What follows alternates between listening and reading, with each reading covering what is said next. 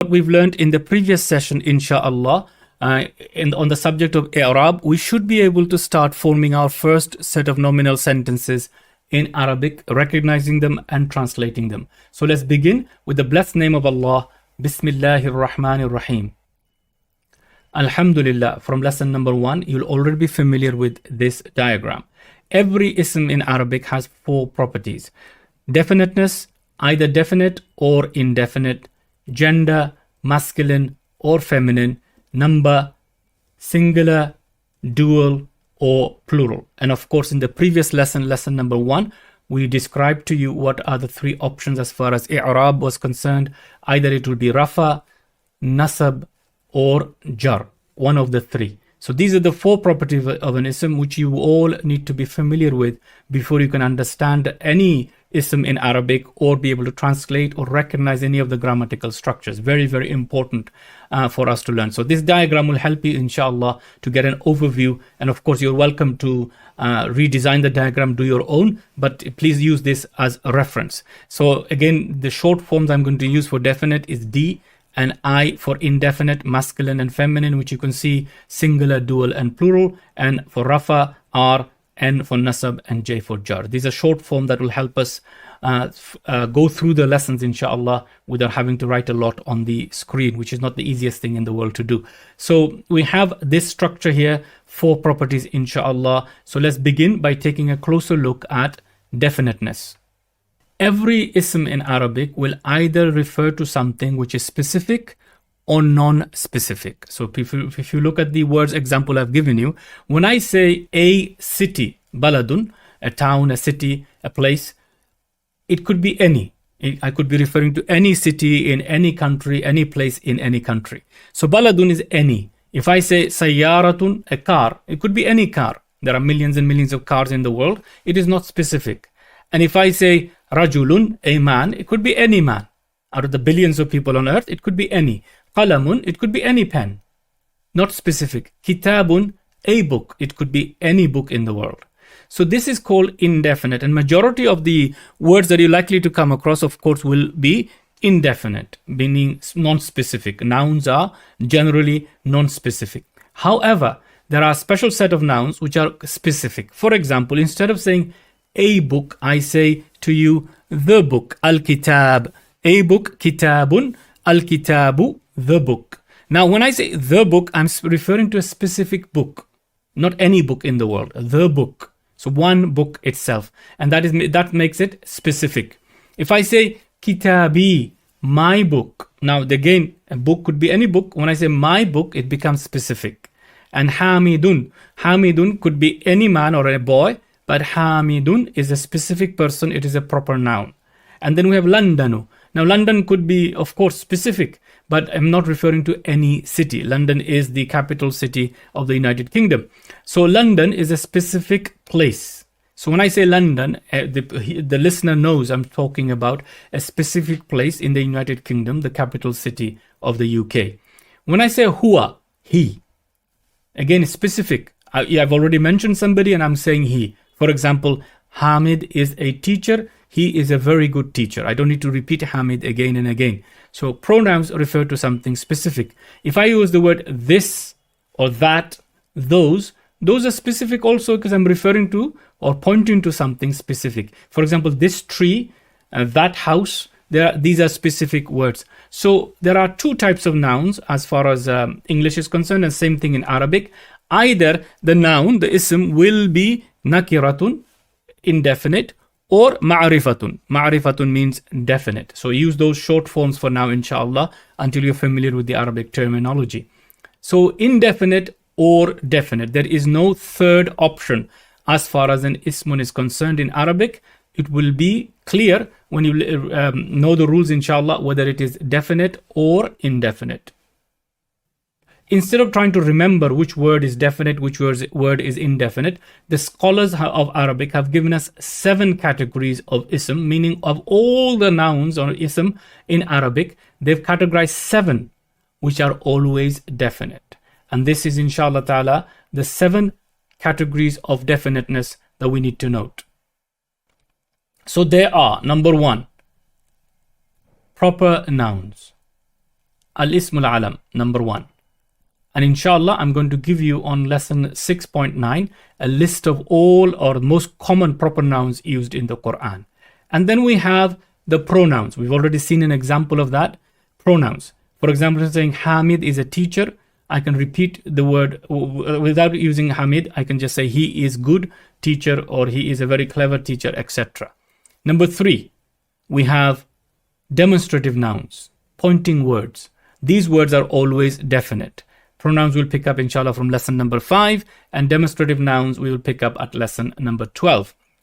And then we have the definite article in Arabic, definite by al. This is called the definite article, equivalent to THE in English. And this is going to be picked up in this lesson, inshallah. The other, number 5, is a relative noun. A relative noun, or in English they're called relative pronouns. And we will look at them in lesson number 15, inshallah. And number 6 is munada or vocative, when you address or call someone, ya rajulu, O man. And that will be picked up in book number 2. And then we have something which is related to a definite, meaning indefinite noun related to a definite, and these will be picked up in lesson 10 and 11. Don't worry, I'm going to go through these terms in some detail. The first 4 are the most important at the beginning, inshallah, and then we will pick up 5 and 7 in this book itself, the lesson, first 15 lessons, inshallah, and we'll pick up number 6 once we've learned or became familiar with the verbs. So don't worry about the terminology for now. Just make a note of that there are 7 categories of ism, and they are as such. At the beginning, you can just simply refer to the English wording for them. So let's take a quick look at each one. Number 4, we're going to take a look at in some detail. So the first one is the proper noun. In Arabic, it is called al-ismul alam, the proper noun. Now, proper noun in English, we are all familiar with, is the name of a specific person, place, or a thing. Something that has a specific name. So with the example I gave you before, London. London is the name of the capital city of the United Kingdom. Specific is proper noun. Makkah, of course, the holiest place in the world. Makkah. Zaydun, name of a specific person. And then you have Maryamu, name of a specific person. So when a common word is something refers to any, whereas a specific proper noun refers to someone specific. Somebody's name is a proper noun. So name of a place, person, even a thing that has a specific name, it will always be definite because it's referring to something specific. So when we mention London, everybody knows or should know that we are referring to a specific place. Makkah, specific place. Zaydun or Zayd is a specific person. Maryam is a specific person. So this is called al-ismul alam in Arabic, the proper noun, which are always definite. Number 2 on our list are the pronouns. In Arabic, they are called ad-dama'ir, and pronouns are used in the place of noun, just like in English. So in English, if I say to you, Khadija is a teacher. So let's say I mentioned her name already. I said, this is Khadija. I can now use a pronoun instead of repeating the name. So I can say she is a teacher. So pronouns always refer back to a specific thing. So this is why they're also always definite. So all pronouns in the language are definite, i.e. specific. Again, 2 examples given on the screen. At the top line, you can see he and I and you. So of course we have many more. They, you as in plural, you as in feminine, and I, we, etc. These are all pronouns. In Arabic, we have 2 sets of pronouns, mainly for personal pronouns. The first set we're going to study, inshallah ta'ala, in lesson number 5. So in lesson number 5, we're going to study the detached pronouns. And these are examples here. Ana, I, huwa, he, anta, you. And these have been used in the Quran almost 1400 times.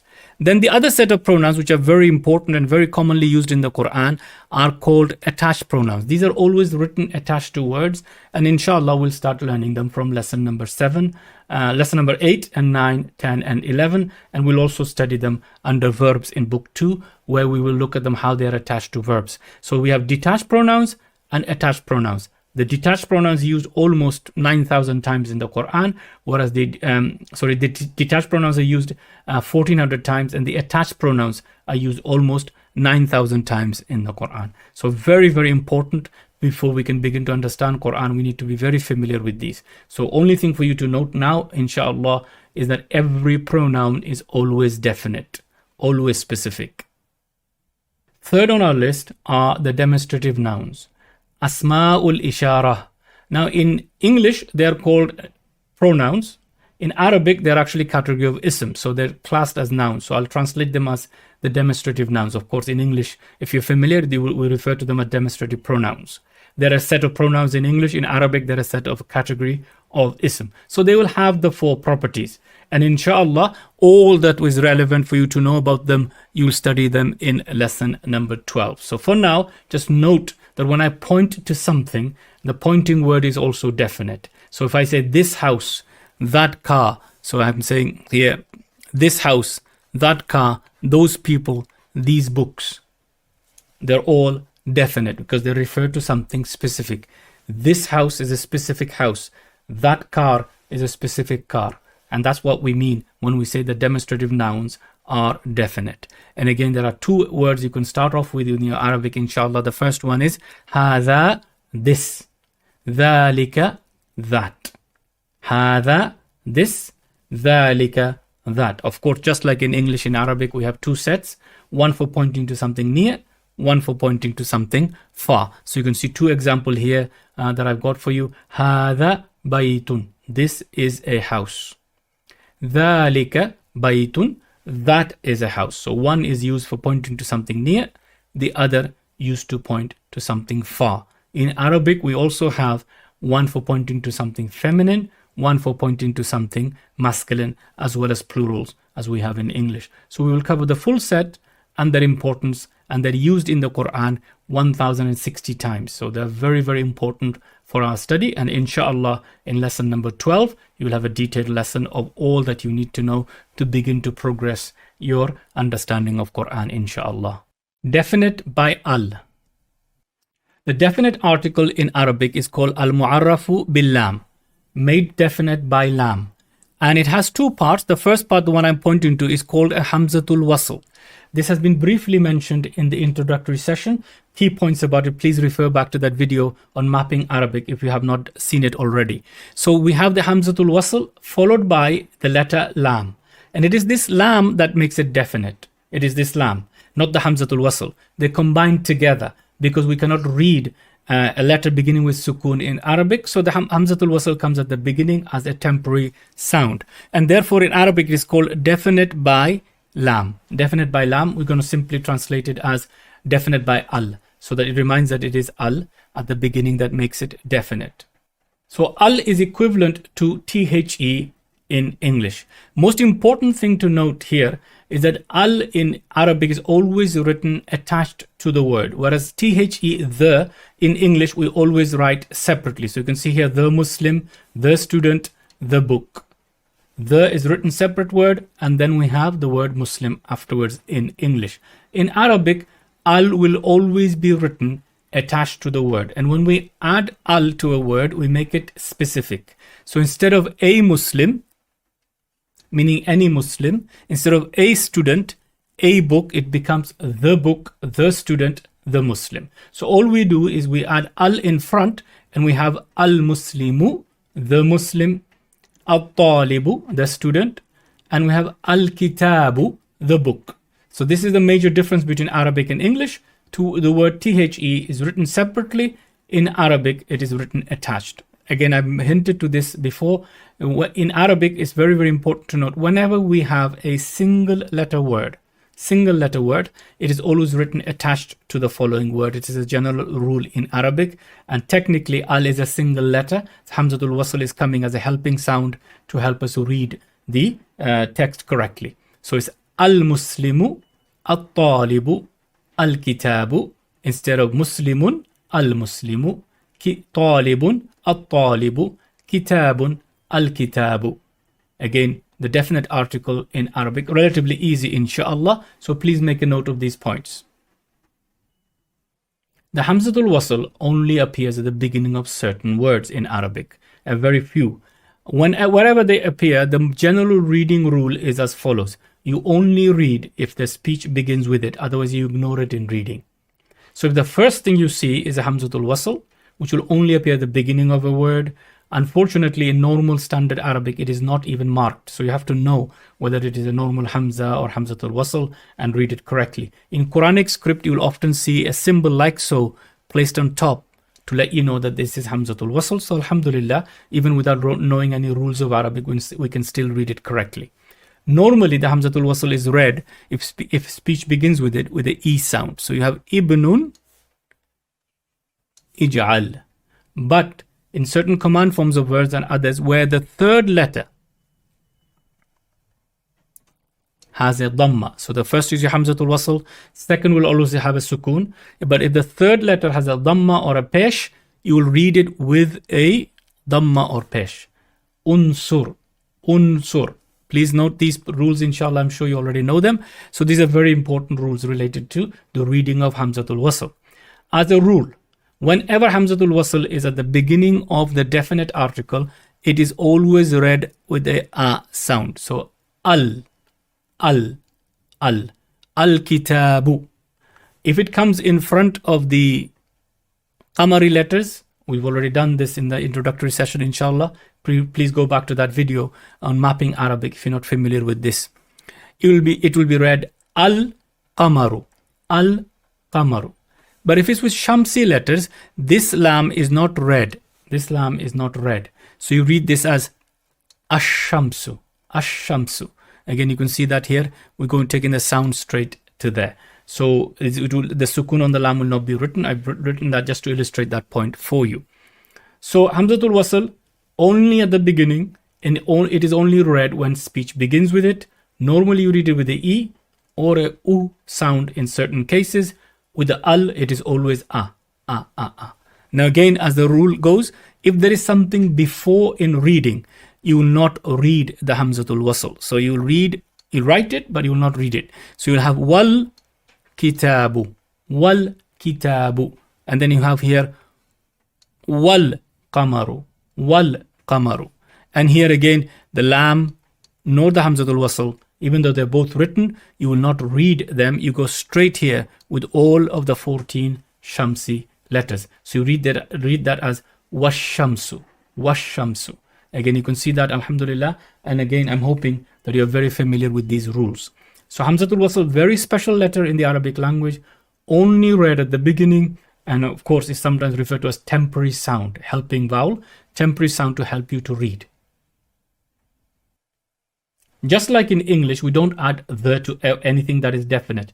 For example, I don't say in English, the London. It's London already. We don't need to add the. So if you say, I do not go to somebody, where are you going? I'm going to the London. We don't say that.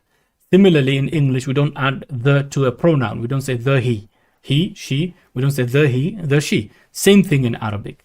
We do not add al or the to a definite noun. There are some rare words in English or rare proper nouns in English where the is added. For example, you have the Atlantic. It's a proper noun. The Nile, the River Nile has the in front. And there's a country, a Muslim country in Africa called the Gambia. So there are very rare occasions when the is added to a proper noun. And we have the same thing in Arabic, a rare set of names, proper names that have al in front. So Al-Qahiratu, the Cairo. We just say Cairo, of course, in English. Ar-Rumu,